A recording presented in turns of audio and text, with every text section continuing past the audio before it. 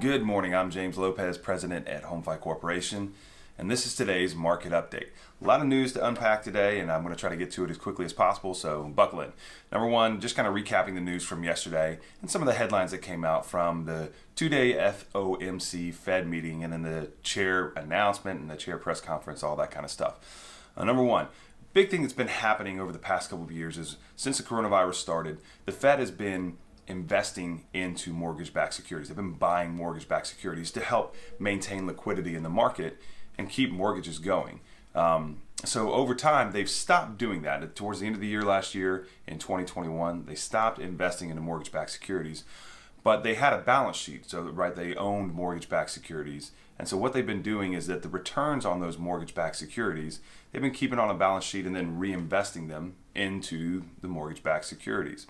Now, what they're talking about is doing what's called a balance sheet runoff or normalization, where they'll stop reinvesting those returns from the mortgage-backed securities and eventually let the balance sheet run down to zero or run off. They call it balance sheet normalization. That would be adverse for mortgage bonds. Basically, it would lower demand for mortgage bonds, and we see a price in mortgage bonds go down, and as a result, we see interest rates go up. Now, they announced that they're not doing that right now. They're going to save that for a later meeting is what they said. So basically kind of staving off that worry, but we know that it's coming. We know that they're looking at it and they're thinking about it. And we're talking about $9 trillion worth of mortgage-backed securities that's on their balance sheet.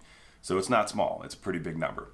So that's one of the headlines that came out of yesterday. Number two, they're being a little bit more aggressive than what was expected on inflation via rate hikes. All right, so inflation is the enemy of mortgage bonds and bonds altogether.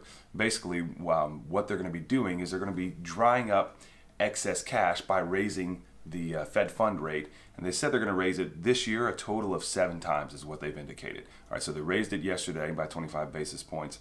There's 6 more meetings this year, and in every meeting, based on their what they've said and their indications, they're going to raise it 6 more times. So it's pretty aggressive on inflation, a little bit more aggressive than what was expected, and that, like I said, will dry up the excess cash in the economy, kind of slow the economy down, and help combat the inflation. And that's good for mortgage bonds and bonds altogether, and that could be good for interest rates. The news out of the market, how the markets reacted.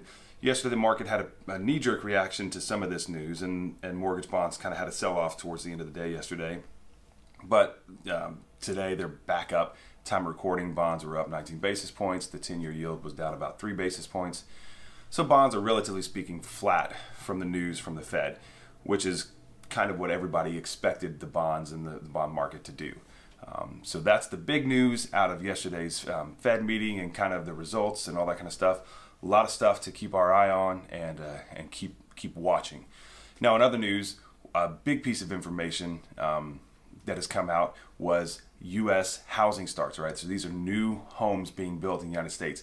The data was the strongest in 16 years. Housing starts went up in February by 6.8%.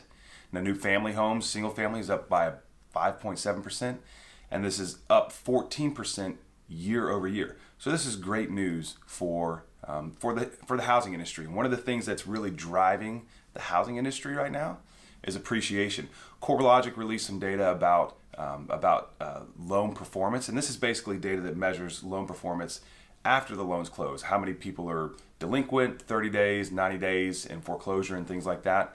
And this data is the strongest that it's been, especially on the foreclosure side, in decades. All right, so we've got 1 in 500 homes are in foreclosure. The foreclosure rate is about 0.2%. So there's 1 in 500 homes are in foreclosure. But if you really take into account all the homes in the United States, including those that are owned free and clear, it's about 1 in 750 homes that are in foreclosure. This is great news. Loan performance is strong, and really what the magical elixir here in all this, like I said, it's appreciation. And that's something that we've been talking about for a couple of days. We're about to share some information on Facebook, the NAHB Housing Market Index, which measures builder confidence. That report was released, and so I've got an infographic. We're going to tell you a little bit more about that report tomorrow, but I have an infographic that we'll be sharing on our Facebook page right now. So go check out that graphic. Be sure to like our Facebook page, and also be sure to like the video on YouTube, subscribe, comment if you have any questions. We'd love to hear from you. Hope you have a great day, and we will see you tomorrow. Oh yeah, Happy St. Patrick's Day. We'll see you tomorrow.